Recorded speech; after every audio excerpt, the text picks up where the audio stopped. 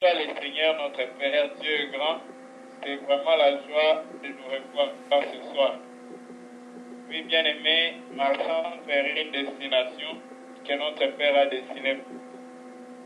Malgré les circonstances, les épreuves, les difficultés et tout ce que notre Père a tracé le long de notre chemin, nous savons que Dieu avait créé le désert. Nous savons que Dieu pouvait faire passer Israël par notre foi, mais il avait plu à Dieu que les enfants d'Israël passent par le désert et qu'un jour, ils arrivent à la terre promise. Dieu savait que si les enfants d'Israël n'arrivent pas à passer par le désert et qu'ils entrent directement dans la terre promise, ils ne seraient jamais des hommes faits. Mais bien aimé dans le Seigneur, il est très important, toute épreuve que Dieu nous donne de traverser. Et il y a des choses que nous devons retenir. Dieu mesure la taille de chacune de nos épreuves. Vous allez vous rendre compte que pour l'église de Smyrne, la Bible déclare qu'ils auront une tribulation de 10 jours. 10 jours pendant lesquels ils vont passer par la tribulation. Mais qui a défini la durée des 10 jours? C'est Dieu. Pourquoi 10 jours? Parce que Dieu veut 10 jours. Comment 10 jours? Parce que Dieu avait compris que c'était ce qui était essentiel pour l'église de Smyrne. Bien-aimés dans le Seigneur, les voies de Dieu ne sont pas nos voies. Les calculs de Dieu ne sont pas nos calculs. Les plans de Dieu ne sont pas nos plans. Nous bénissons le Père parce qu'il nous a merveilleusement bénis cette semaine. Particulièrement, moi, j'avais pris une résolution après avoir téléchargé nos messages de cette semaine avec notre bien-aimé Théo Gauthier Frélan. J'ai pris ces messages-là pour les écouter chaque matin avant de sortir. Et je pense que c'est des sourcements pour mon âme et la bénédiction pour ma vie. Mais bien-aimés, nous devons nous attacher à ces choses, d'autant plus que le Seigneur nous parle ainsi. Car c'est une grâce suffisante et débordante. Alors, aujourd'hui, nous voulons persévérer dans cette même allure. Il y a quelque chose que j'aimerais un peu souligner par rapport à la prière.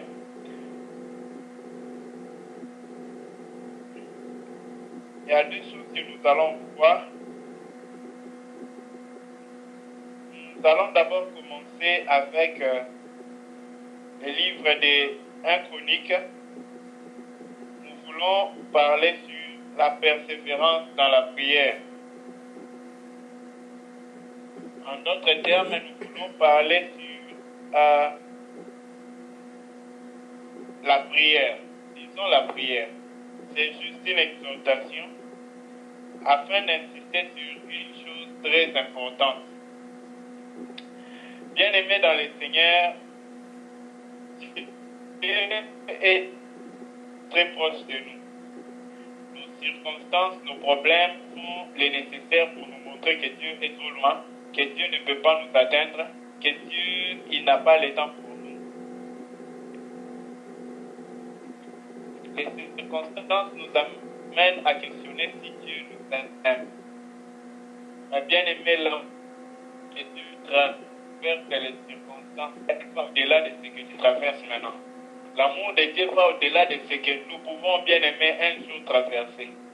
L'amour de Dieu va au-delà de tout ce que l'homme qui croit en lui et qui met sa confiance en lui peut expérimenter. Bien aimé, l'amour de Dieu traverse et perce partout. L'amour de Dieu avait suivi Meshach, Shadrach, Abednego, même dans la fournaise ardente. L'amour de Dieu, bien aimé, peut entrer là où personne ne peut intervenir dans ta vie. Voilà pourquoi, bien aimé, nous devons plus nous attacher à celui qui peut demeurer avec nous tous les temps. Nous devons plus nous attacher à celui qui ne peut pas arrêter de nous aimer et qui ne peut pas non plus commencer de nous aimer. Celui dont l'amour n'a ni début ni fin, l'amour est constant. Parce qu'il ne nous aime pas par intérêt, il ne nous aime pas pour un profit, il ne nous aime pas un temps, il nous aime aimément, si on doit le dire, c'est-à-dire sans débit, sans fin, sans profit. Dieu ne nous aime pas parce que nous sommes bons. Dieu ne nous aime pas parce que nous faisons bien. Dieu ne nous aime pas parce que nous sommes bons. Dieu nous aime parce qu'il aime. Alors, bien-aimés dans le Seigneur,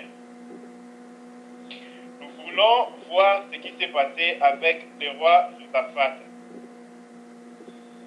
Cet homme marchait avec le Seigneur. Je prends cette exhortation, bien-aimée, pour encourager chacun de nous, car le Seigneur notre Dieu est avec nous. À chaque fois qu'Israël allait faire face à une multitude, Dieu leur disait toujours une chose: ne craignez pas, car je suis avec vous.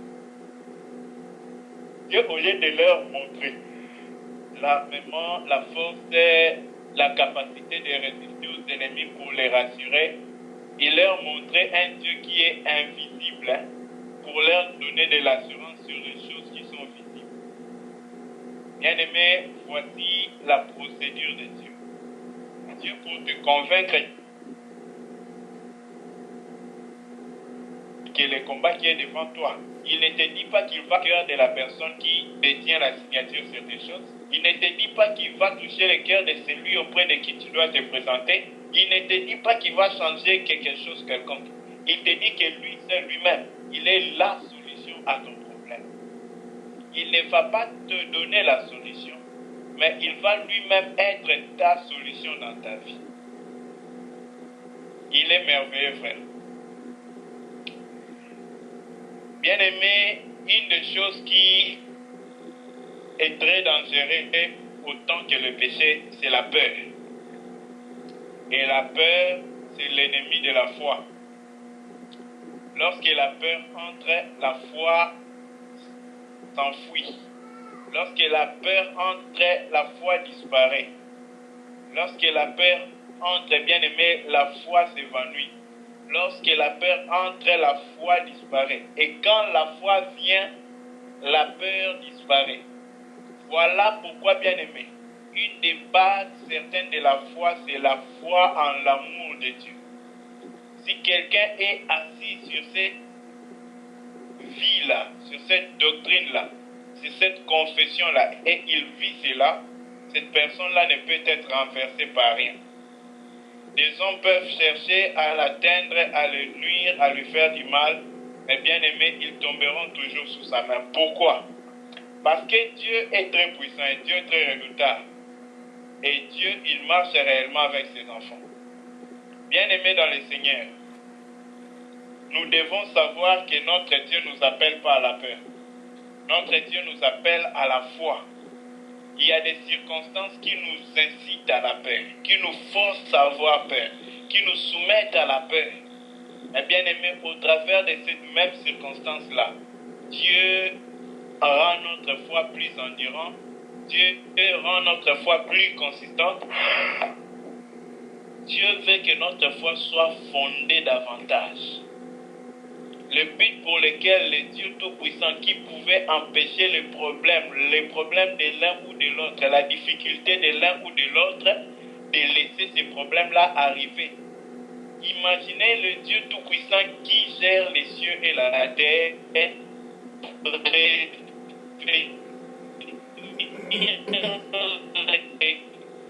l'église de Smyrne qu'ils auront une tribulation de 10 jours. C'est-à-dire où était il était là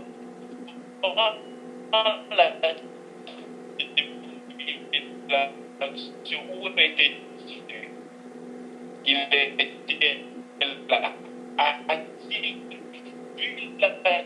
tribulation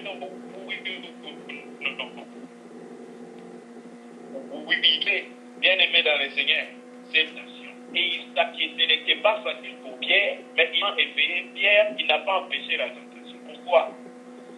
Ces sont des questions que nous devons nous poser. Quand il s'agissait du Fils de l'homme, il va même prévenir que le Fils de l'homme doit périr. Mais malheur à celui par lequel pourquoi il va parler?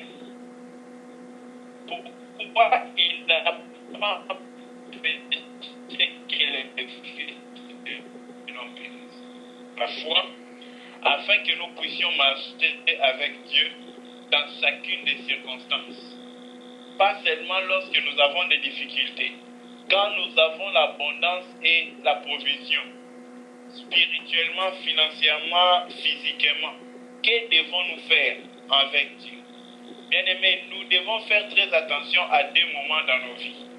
Quand tout va très bien, c'est le moment où nous avons tendance à bannir Dieu, à négliger Dieu, à trouver des excuses pour Dieu et à trouver, bien aimé, le focus, la ponctualité, le sérieux dans autre chose que Dieu. Quand on a tout ce qu'on veut, nos cœurs ne courent plus vers Dieu comme lorsqu'on était dans les besoins, dans la circonstance, dans la nécessité, dans l'urgence, dans d'autres choses. Bien aimé, ce n'est pas toi, ce n'est pas quelqu'un, c'est nous tous. C'est la tendance humaine. Quand tout va bien pour l'homme, la préciosité, l'urgence que Dieu est pour lui diminue. La course qu'il a vers Dieu. Je me souviens, frère, un jour quand j'ai prié, là où j'étais avant, j'ai pleuré, j'ai demandé pardon à Dieu. Pourquoi? Lorsque j'étais en train de chercher le boulot,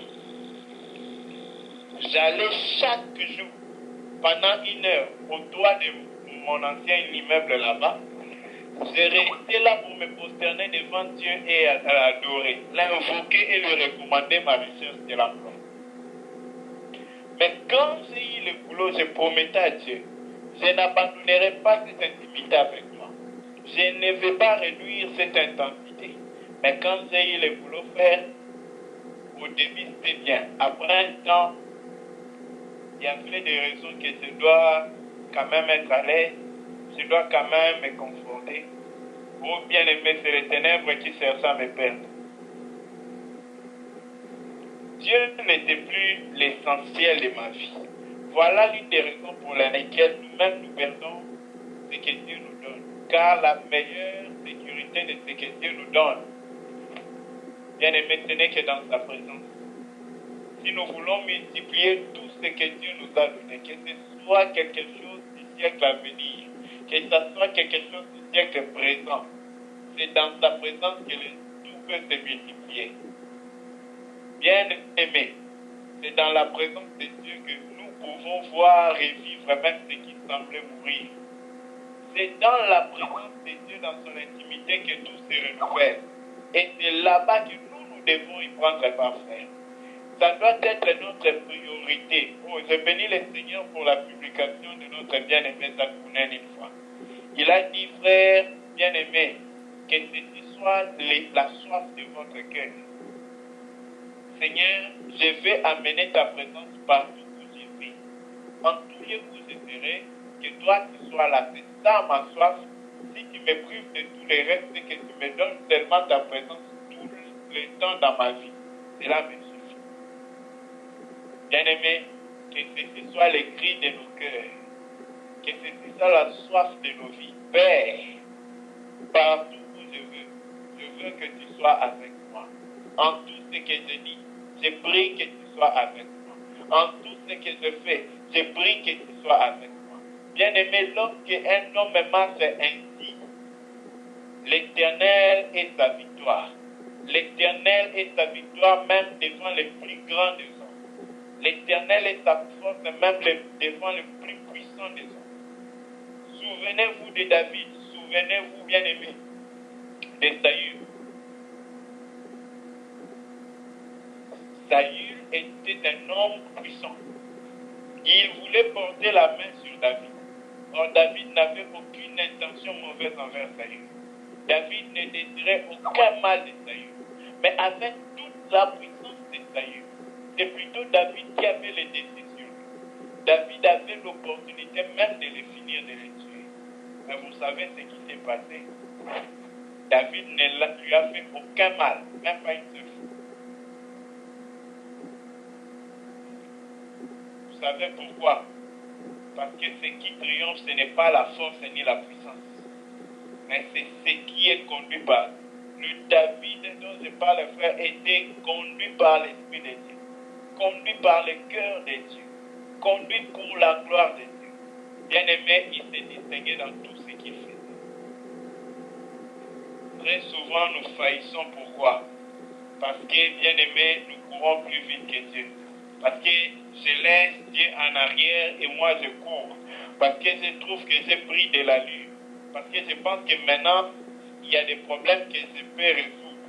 Bien-aimé, les problèmes les plus faciles que tu as résolus la plupart du temps dans ta vie, commence à trouver les premiers problèmes à donner à Dieu. Les choses les plus faciles à décider, à conclure, à faire. Bien-aimé, c'est là où notre dépendance de Dieu est testée.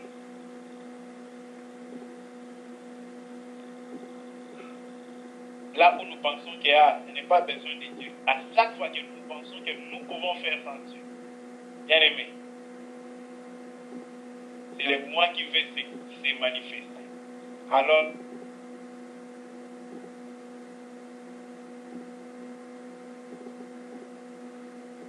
le moi ne peut que tuer. Il n'y a point de vie dans le moi. Alors, nous étions en train de parler de la foi. On va revenir sur notre thème. 2 Chroniques, chapitre 20. Nous allons prendre du verset 3 jusqu'au verset 12. Si Dieu le permet, on va finir ces 9 versets et on en aura fini pour aujourd'hui.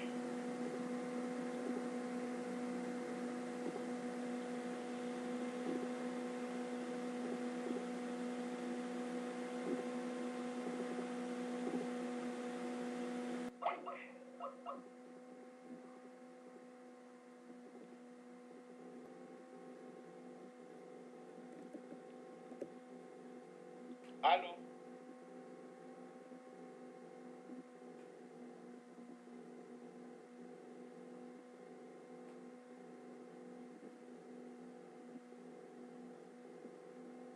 Chapitre 20, verset, commençons du verset 3 au verset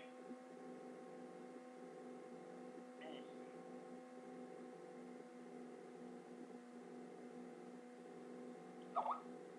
Ainsi parle le Seigneur dans sa frayeur. Commençons au verset 1er. Après cela, le fils de Moab et le fils d'Ammon, et avec eux les Maonites, marchèrent contre Josaphat pour lui faire la guerre. Bien-aimés, réalisons ici que ce n'était pas un royaume, c'était 3 royaumes. Aujourd'hui, admettons, je dis bien admettons, que l'Iran, qui a la bombe atomique qui paraît, bien-aimé, la Russie et peut-être un autre pays voisin à l'Israël décide de faire la guerre à l'Israël. Quelle serait l'attitude du roi de l'Israël? Quelle devrait être la réaction du roi d'Israël devant cette nouvelle? On lui prévient que nous allons venir en guerre contre toi. Tu dois faire des choses, soit te soumettre à devenir leur esclave, soit faire la guerre. Bien-aimé, lorsqu'on apprend à un roi une nouvelle pareille, nous savons tous quelle serait sa réaction. Il doit être d'abord inquiet. Il doit commencer à y penser. Au verset 2, on nous dit ceci.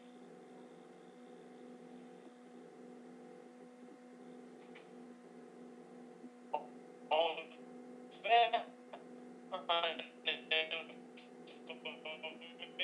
Josaphat en disant, une multitude nombreuse s'avance contre toi depuis l'autre côté de la mer, depuis la Syrie. Ils sont à Assason, Tamar, qui est en Engedi. Dans sa frayeur, Josaphat se disposa à chercher l'Éternel. Bien-aimé, s'il y a de quoi souligner continuons dans sa frayeur. Ici, nous réalisons quelque chose, bien aimé. C'est la frayeur qui fit que Josaphat aille maintenant chercher la présence de l'Éternel. Aille consulter la volonté de l'Éternel. Aille chercher les dieux de la maison de Dieu. La frayeur l'a poussé à chercher la face de l'Éternel. Bien aimé, c'est pourquoi nous nous disions en début. Si tout va trop bien, si tout va comme tu planifies, tu vis à l'aise, il n'y a rien qui te surprend, tout va très bien. Bien aimé, Dieu ne devient plus important pour la plupart des hommes, pour ne pas dire pour les 99% des hommes. Quand tout va bien, on a tendance à penser que Dieu n'est plus Dieu. C'est une tendance humaine. Mais bien aimé, un enfant de Dieu, Dieu n'est pas un besoin pour lui. C'est-à-dire, when I need, you are my God. Quand j'ai plus besoin, tu n'es plus mon Dieu. Quand tout va bien dans ma vie, pourquoi je vais t'invoquer? Mais quand j'ai besoin, oh Dieu, Dieu mon Dieu, c'est toi mon seul refuge. Bien aimé dans le Seigneur, notons ici que Josaphat Nalaba ne se disposa pas pour chercher l'Éternel comme il a fait cette fois. Mais dans sa frayeur, il se disposa pour chercher. On ne dit pas qu'il chercha l'Éternel. Quelqu'un peut chercher l'Éternel sans se disposer. Mais Josaphat se disposa, c'est-à-dire il s'est mis dans les conditions de chercher l'Éternel. Il s'est mis dans l'attitude de chercher l'Éternel. Il s'est mis prêt à chercher l'Éternel. C'est ça le problème. Parce qu'on peut chercher l'Éternel, mais le cœur n'est pas encore disposé à chercher l'Éternel. On peut chercher l'Éternel, mais le cœur n'est pas encore dans la course de l'Éternel. On peut partir à l'église, bien aimé. On peut se réunir même comme nous sommes réunis. Mais si nos cœurs ne cherchent pas l'Éternel, on va finir la paix dans Skype, après ça, ça ne sera rien. Mais bien aimé, si nos cœurs courent après l'Éternel, même sans cet appel, même après l'appel, même avant l'appel, nos cœurs vont soupirer après l'Éternel. Lorsque Josaphat a appris, bien aimé, la nouvelle, son cœur a eu peur. Il a eu la prière au-dedans de son cœur et cela le suscita à la recherche de l'Éternel. C'est la peur, la prière qui poussa Josaphat à chercher l'Éternel. Bien aimé dans le Seigneur, très souvent ça a été le cas dans ma vie. Mais j'ai prié, je désire à ce que je ne cherche pas l'Éternel poussé par la peur. Par contre, si nous cherchons celui qui est avec l'Éternel, c'est celui dont le cœur constamment cherche l'Éternel, celui-là ne peut plus chercher l'Éternel quand la prière ou une circonstance l'incite à la peur. Pourquoi? Parce que l'Éternel est avec lui. Il ne va pas pour arriver à venir avec l'Éternel. Il est tout le temps devenant avec l'Éternel. C'est-à-dire, son cœur est tout le temps avec l'Éternel. Il ne peut plus devenir avec l'Éternel. Il continue à être avec l'Éternel. Il demeure dans la présence de l'Éternel. Bien-aimé, voici l'homme pour qui l'Éternel est Dieu. Voici l'homme auprès de qui l'Éternel trouve plaisir. L'homme qui demeure auprès de lui. Donc, retenons déjà que c'est la peur qui va susciter Josaphat à aller chercher l'Éternel, à se disposer pour chercher l'Éternel. Ce que j'aime ici, ce qui me rassure que Josaphat connaissait l'Éternel, c'est que Josaphat, bien aimé dans le Seigneur, il n'allait pas chercher Dieu, mais il s'est disposé pour aller chercher Dieu. Ah, car Moïse voulait chercher Dieu, aller jusqu'à Dieu. Dieu lui a dit non, non, on ne vient pas vers moi comme ça. Ôte d'abord tes sandales et approche-toi de moi, car je suis un Dieu. Quand Josaphat voulait approcher l'Éternel, il s'est disposé d'abord. Parce que pour rencontrer l'Éternel, il faut laver ses vêtements 3 jours. et le troisième jour les rencontrer sur la montagne. Bien aimé, si quelqu'un n'a pas encore lavé ses vêtements 3 jours, il ne prendra pas part. Voilà pourquoi un jour nous parlerons sur le lavement des vêtements. Parce que encore nous voyons dans l'Apocalypse, il parle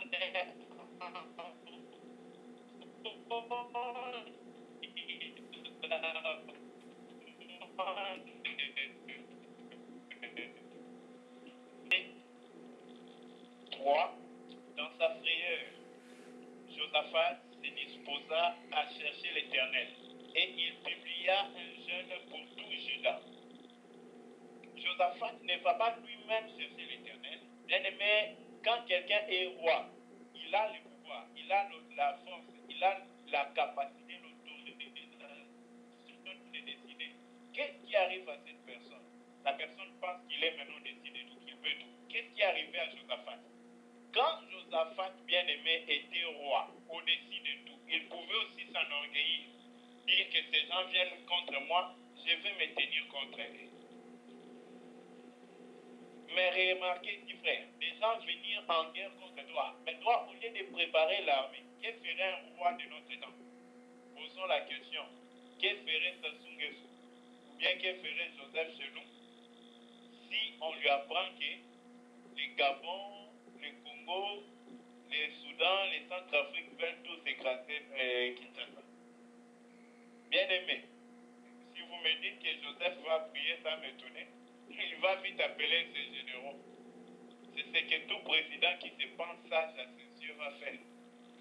Mais remarquez, dit frère, cet homme de Josaphat, quand on lui a pris l'adversité, il a là pour implorer l'Éternel. Il a là pour chercher la face de l'Éternel. Pourquoi la face de l'Éternel? Bien aimé, parce qu'il connaît qu'il n'y a qu'une seule victoire. Et la victoire s'appelle Jésus. La victoire, bien aimé, ce n'est pas l'effort de nos mains, ce n'est pas la stratégie de notre combat, ce n'est pas la capacité de notre renseignement. C'est à l'Éternel qu'appartient la victoire. Bien aimé, tu peux t'apprêter, tu peux te disposer, nous pouvons tout faire, mais nous ne pouvons pas vaincre si l'Éternel n'est pas notre victoire. Voilà pourquoi dans tout ce que nous faisons dans nos vies, que ce soit dans nos études, dans nos bureaux, bien aimé, dans nos maisons, dans nos foyers, la victoire dans toutes choses s'appelle Jésus. Et c'est lui que nous devons saisir pour pouvoir vaincre. Voilà pourquoi, bien aimé dans le Seigneur, cet homme connaissait son Dieu. Il ne l'appelait pas Dieu, mais il connaissait qui il appelait Dieu. Quand il appelait ô Éternel, bien aimé, il savait qui est cet Éternel-là. Il ne parlait pas avec lui, mais il reparlait avec lui. C'est-à-dire, ils ont déjà parlé avant ces problèmes. Mais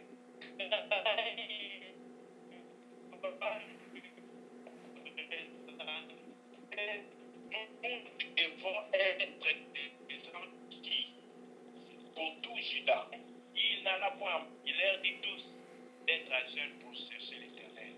Bien aimé, quand un homme est à jeûne, il devient plus fatigué. Comment quelqu'un pour vaincre un combat peut chercher à jeûner d'abord? Ah, bien aimé, c'est là où nous disons, ce qui est vil aux yeux des hommes, c'est ce qui est grand aux yeux des dieux. Bien aimé, quand l'homme regarde les jeûnes pour un moyen pour s'affaiblir, mais en Christ, le jeûne, c'est la voie pour être plus fort. Et ce sont ces hommes affaiblis, bien aimés, qui vont.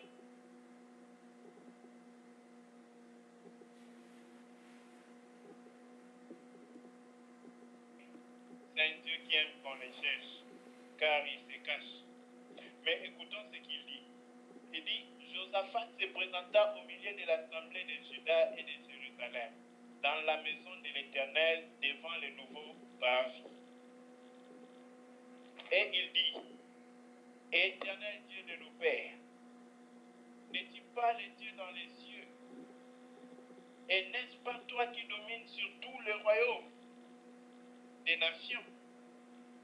N'est-ce pas toi qui as en ta main la force et la puissance et à qui nul ne peut résister? Bien-aimé, quand nous écoutons la prière de Josaphat, qu'est-ce qu'il commence par faire dans sa prière? Il ne commence pas par son problème.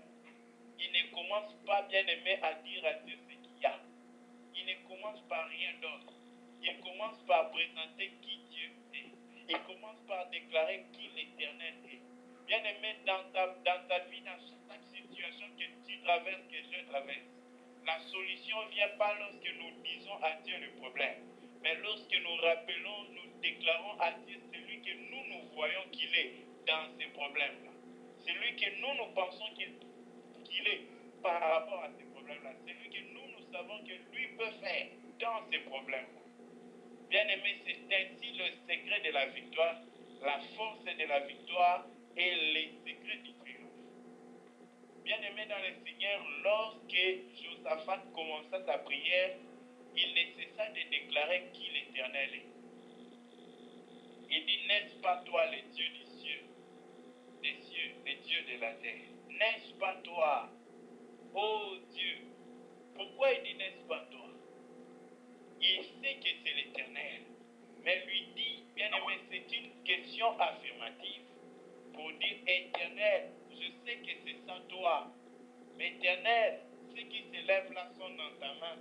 Éternel, il dit, n'est-ce pas toi qui as dans ta main les nations? Tu domines sur les nations et les royaumes des nations. N'est-ce pas toi devant qui nul ne peut résister? Bien aimé, celui-là c'est notre Dieu, l'Éternel, le Dieu Tout-Puissant. Écoutons ce qu'il va dire dans la suite. N'est-ce pas toi, ô Dieu, ô notre Dieu, qui a chassé les habitants des pays devant ton peuple Israël et qui l'a donné pour toujours à la postérité d'Abraham qui t'aimait? Alléluia. Il lui rappelle même, bien aimé, l'amitié que Dieu avait avec Abraham. Bien aimé. Voilà pourquoi, à cause d'Abraham, Israël était protégé tous les temps. Parce que lorsque Dieu se souvient du bonheur qu'Abraham était pour son cœur, bien aimé, Abraham était la joie de l'Éternel. Abraham était le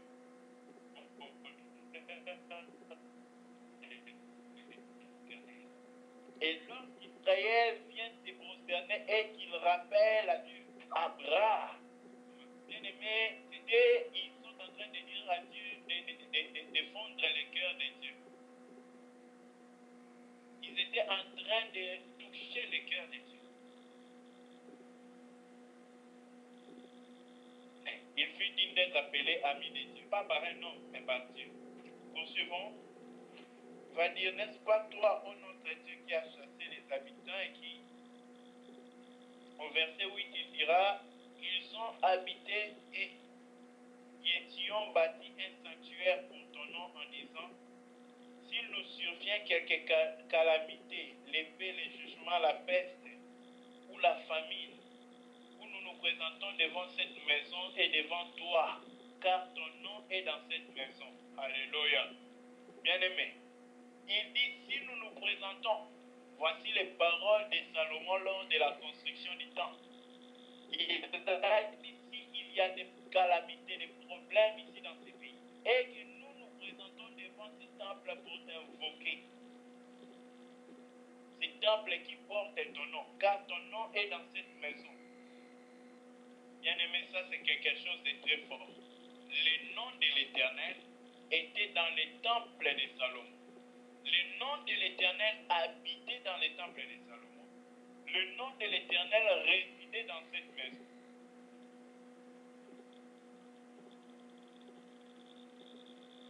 Ce palais où le nom de l'Éternel habite. Après, il va dire,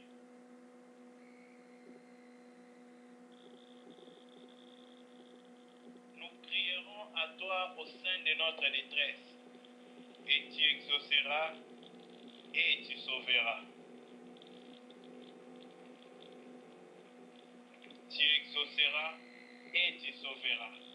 Il ne dit pas tu pourras nous sauver.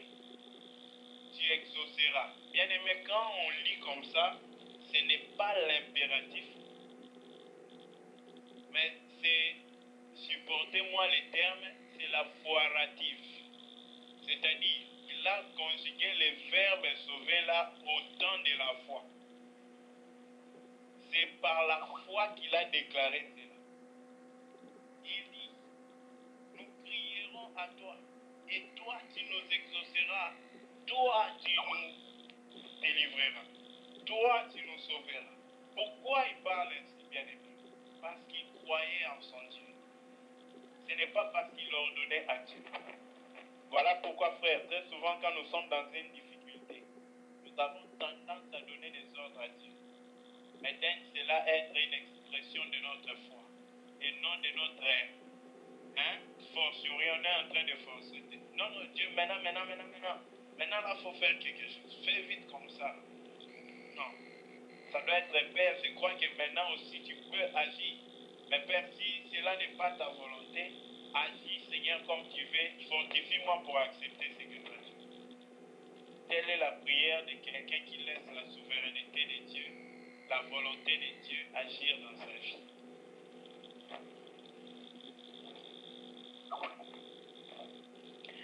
Alors, ensuite il va dire, maintenant voici le fils d'Amon. Ah, bien-aimé, regardez d'où il est parti. Au verset 3, il a cherché, il s'est disposa d'abord, il a publié les œuvres. Pour toute la maison de Juda, au verset 4, il a assemblé la maison de Juda. Est-ce que Josaphat ne pouvait pas prier seul? Bien sûr, il pouvait. Mais il a accepté de chercher d'abord les autres pour prier avec eux. Ensuite, il va parler à l'Éternel. Quand il commence sa prière, il déclare d'abord qui l'Éternel est. Il définit, il confirme, il confesse que celui que l'Éternel est pour lui vis-à-vis de cette circonstance-là.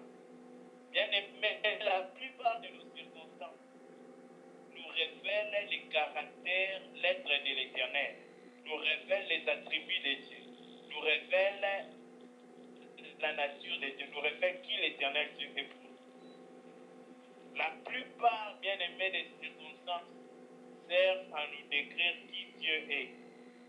C'est pour nous expliquer les caractères de Dieu, les actions de Dieu, la manière de Dieu d'entreprendre, d'agir. Il décrit d'abord qui l'Éternel est pour lui devant cette situation-là. Ensuite, il va poursuivre pour dire, il va continuer à, si vous lisez bien, vous allez voir que tout ce qu'il dit là, c'est pour présenter qui l'Éternel est par rapport à ces choses. N'est-ce pas toi qui domines sur tout le royaume de la terre? Là, il présente Dieu comme celui qui a le contrôle sur les Ammonites, celui qui a le contrôle sur Moab, celui qui a le contrôle bien aimé sur les Maonites. Pourquoi parlait-il ainsi? Il confessait l'Éternel son Dieu. Il disait qui l'Éternel est pour lui. De même que David qui pouvait dire, comme l'Éternel est mon berger, alors je ne manquerai de rien.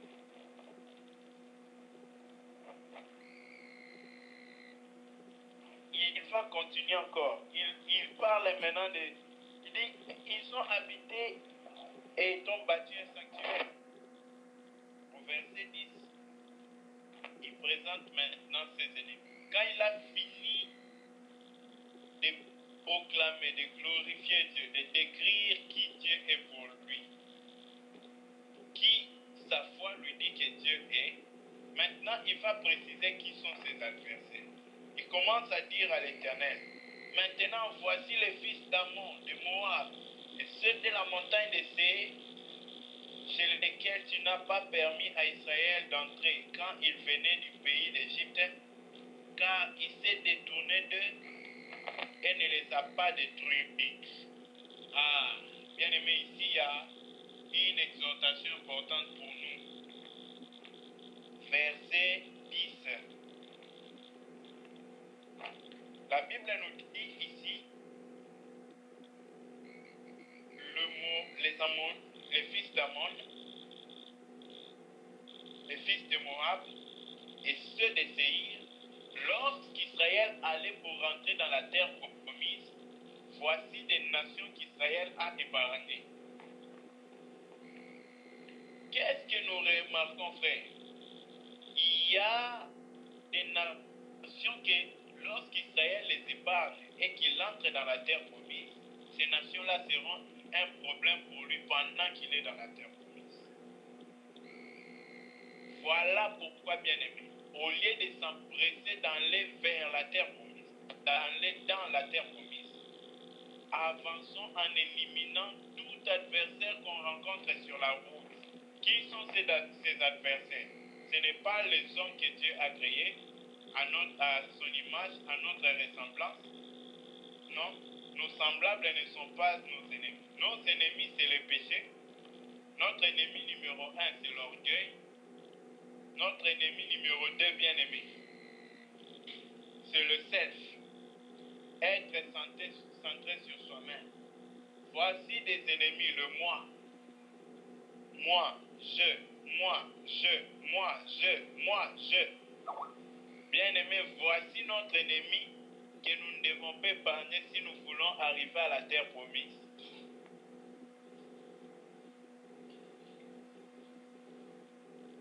Qu'est-ce que nous remarquons? Que les ennemis qu'Israël a épargnés en route, ce sont ceux-là qui l'ont tué. Ce sont ceux-là qui sont venus plutôt, pas pour les qui ne l'ont pas tué, je corrige, mais qui sont venus pour le combattre pendant qu'il est dans la terre promise. Bien-aimés, c'est pour nous dire une chose. Ne tolérons pas les péchés dans nos vies. Même si ces péchés-là se révèlent par quelqu'un qui nous traite durement, n'acceptons pas ces péchés-là dans nos vies. N'ouvrons pas la porte à ces péchés-là dans nos vies. Ne créons pas un laisser-aller à ces péchés-là dans nos vies.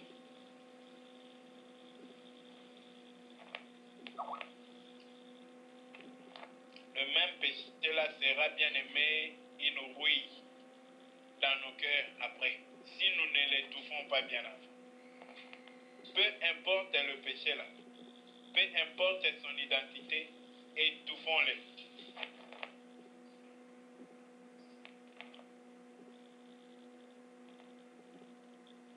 Les voici qui nous récompensent en venant nous chasser de ton héritage, dont tu nous as mis sous possession. Ah, bien-aimés, écoutons bien les mots qu'il emploie. Il dit les ennemis qu'ils ont épargnés, les récompenses. Une récompense, c'est bien aimé ce qu'on donne à quelqu'un après avoir fait quelque chose. Qu'est-ce qu'ils avaient fait? Ils avaient épargné ces nations. Ils ont épargné ces nations, ils ne les ont pas tuées, ils n'ont pas marché sur ces nations. Et la récompense, le salaire du péché bien-aimé, c'est la mort. Lorsque nous épargnons les péchés, nous cultivons la mort. Mais lorsque bien-aimé, nous crucifions les péchés, nous manifestons la vie. Mais ça doit être notre partage. De haïr la récompense, le salaire du péché. De haïr, bien-aimé, la récompense du péché. Pour finir au verset 12, voici ce qui est écrit. Ô notre Dieu, n'exerceras-tu pas tes jugements sur eux? Josaphat ayant appris que Ammon, Moab et Séhir venaient vers lui, Josaphat n'est pas parti hurler, crier contre eux. Il est parti crier à l'Éternel. Bien-aimé, qui peut crier ainsi? Ce n'est qu'un enfant. Un petit enfant, quand tu le menaces, il va écrire à son père. Pourquoi? Parce qu'il n'a pas de défense. Il n'a personne pour le défendre. Mais c'est l'Éternel qui le défend. Et lorsqu'il crie à l'Éternel, l'Éternel écoute. Voilà pourquoi, bien-aimés dans le Seigneur, voilà pourquoi, chers frères et sœurs, soyons des petits enfants, de ceux qui, quand un homme nous touche, nous crions que vers l'Éternel. Nous ne crions pas en retournant à l'homme. Crions à l'Éternel. Et nous ne crions pas pour condamner cet homme. Nous crions pour intercéder à l'Éternel.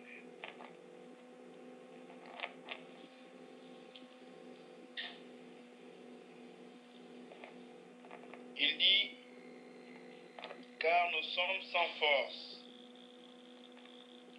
Bien-aimé, si tu as ta Bible, souligne ça. C'est là où on veut mettre fin à notre message de ce soir. Car nous sommes sans force. Devant cette multitude nombreuse qui s'avance contre nous. La première des choses ici, nous voyons que il n'avait pas la capacité, il n'avait pas la force. Tout Israël s'est défini comme étant sans force, c'est-à-dire la capacité d'intervenir devant ces problèmes, nous ne l'avons pas. Quelle autre chose il va montrer à Dieu? Il va dire à l'Éternel, nous ne savons pas quoi faire. Premièrement, c'était la capacité. Maintenant, c'est la stratégie, la sagesse, le moyen. Comment faire? Il n'avait aucune idée. Troisièmement, pendant qu'il n'avait aucune force, aucune solution comme idée,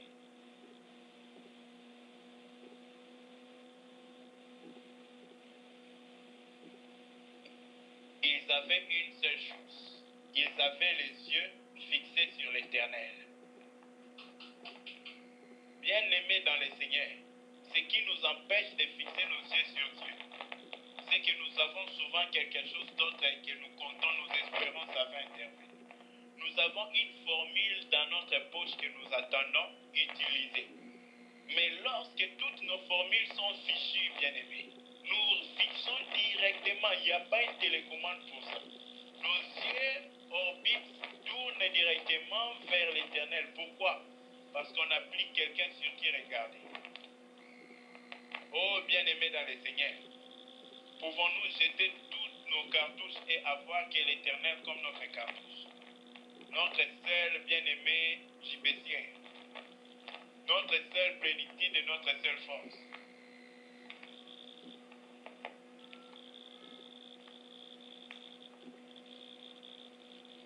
Il dit, nous sommes sans force, sans savoir faire, mais nos yeux sont fixés sur toi. Bien-aimé, quand même tu pourras oublier certaines choses que nous avions dit ce soir. L'efficacité d'une prière réside dans ces trois choses. Nous sommes sans force, nous ne savons que faire, mais nos yeux comptent sur toi. Nos yeux regardent à nous, nos yeux attendent de toi. Que le Seigneur nous bénisse. Amen.